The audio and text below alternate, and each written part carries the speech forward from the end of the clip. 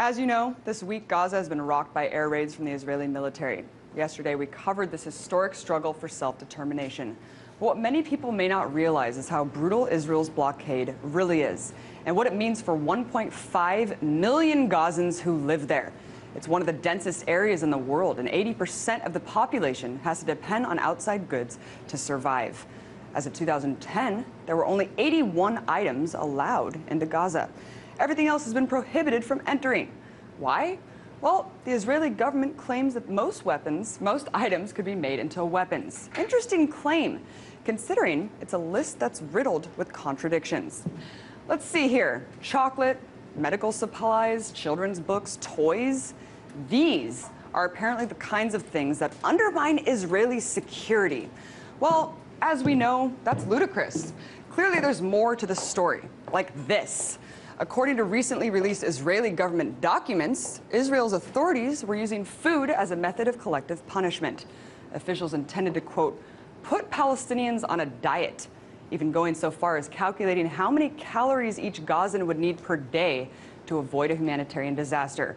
To talk more about this disturbing reality as someone who's been to Gaza and has seen this crisis firsthand, I'm joined by Mike Preisner, co-founder of March Forward. Thanks so much for coming on. Hey, Abby. Hey, so you just heard us talking about this absurd list of goods that are prohibited from entering Gaza. You went there not too long ago. Why did you go, and what was your experience there? Well, I actually went to Gaza in the wake of Operation Cast Lead in 2009. And the reason we went is because there had been so much death, so much destruction, so many casualties in that onslaught. Yet all of the basic things that people needed to both treat the wounded and rebuild the destruction were not allowed in. So, for example, massive numbers of homes and hospitals and schools were destroyed, but then the blockade wouldn't allow concrete into Gaza, so they couldn't rebuild anything. But when I went, our delegation primarily was bringing in, which was illegal according against the blockade that Israel had put on, hundreds and hundreds of wheelchairs. And the reason that we had to illegally bring in hundreds of wheelchairs is because the onslaught during Operation Cast Lead, which we are probably going to see repeated in a lot of ways with what's going on now, was using such high-tech and brutal weapons, but also attacking the civilian population, that there was such a high number of amputees from white phosphorus and other new experimental munitions. And there were so many amputees, and the Israeli blockade would not allow in wheelchairs for the people and the children and elderly who had had their legs blown off. So I think that speaks to kind of the cruelty and the brutality of the blockade. Yeah, we just had on Nora Barrows-Friedman recently, who was talking about the psychological warfare, the architecture of occupation, and really, the sewage runoff into these settlements. And as you just mentioned, I mean, wheelchairs prevented from helping amputees when they're using white phosphorus. It's just a war crime. Israel's no stranger to war crimes or kind of the impunity for international law. What do you think about the toys and chocolate thing? I mean, what is that about? Is that just another aspect of this psychology? Yeah. I mean, you can't call it anything else other than psychological warfare when it comes to those things. I mean, we're talking about an entire generation of children who are living in Gaza City, the most densely populated city on the planet, who have all grown up being rained on by bombs and bullets, watching their family members killed, watching their homes destroyed. And the fact that the blockade does not allow in toys for these children, it can't be called anything else but psychological terrorism. And you imagine, I mean, I'm an Iraq war veteran, and a lot of the work we do in March Forward is dealing with the crisis of post-traumatic stress disorder. So we can see that among soldiers who have gone to Iraq and Afghanistan for one tour are then plagued for the rest of their lives with psychological trauma. Imagine what the entire population of Gaza City is feeling like. And this is a tactic. I mean, this is calculated by the Israeli government. I mean, one example of something we learned when I traveled to Gaza, which is documented now, is that white phosphorus was used on children's schools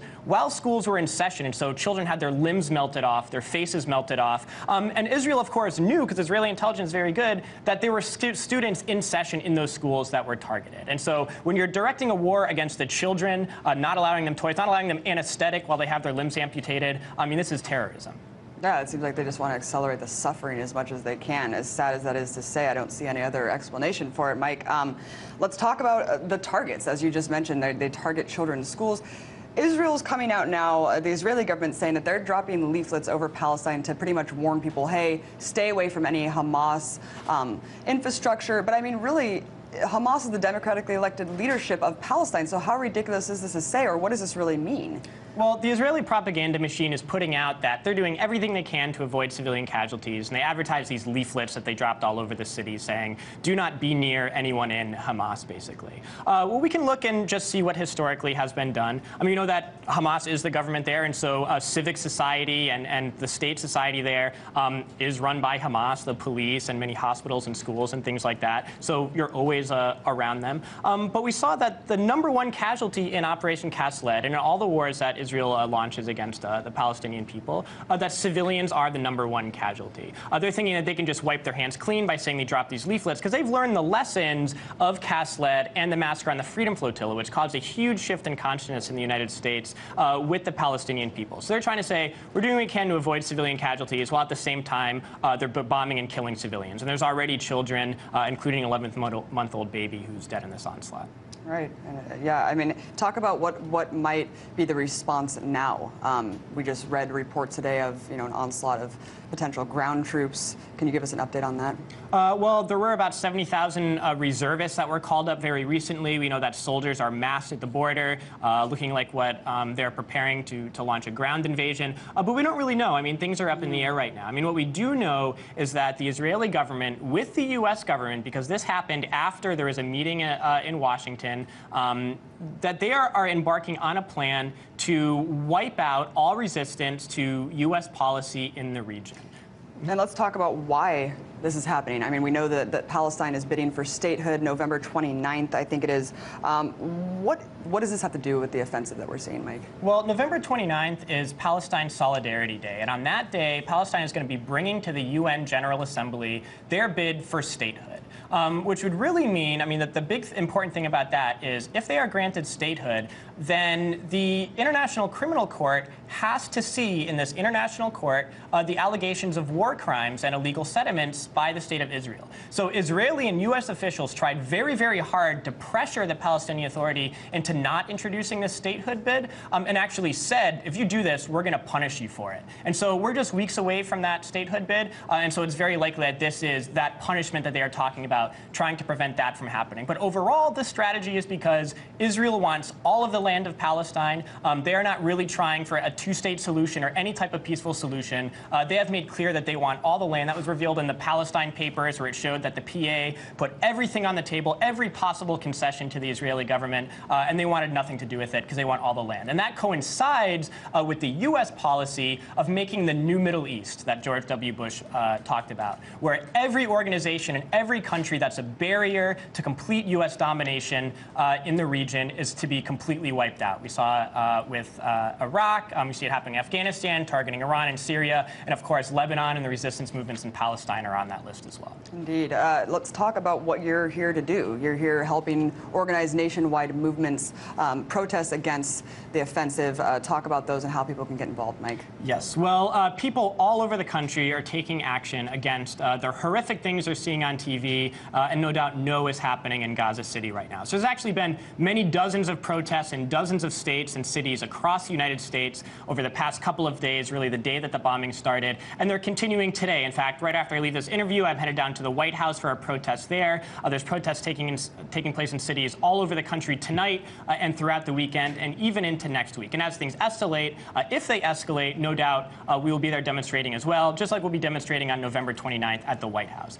So if people want a complete list of actions, go to answercoalition.org and you can find an updated list of wherever protest actions are happening all over the country. Because it's really going to be, I mean, the U.S. government is determined to carry this out. The Israeli government is determined to carry this out with our tax dollars, quite a bit of our tax dollars. The only thing that's going to change this equation is massive repudiation from the people and people raising their voices and taking action. Absolutely. I mean, over $4 billion a year to sponsor these acts of, couldn't call it anything else but terrorism, Mike, so it's up to us to stand up for the human dignity of the Palestinians. Thanks for joining us. Thank you.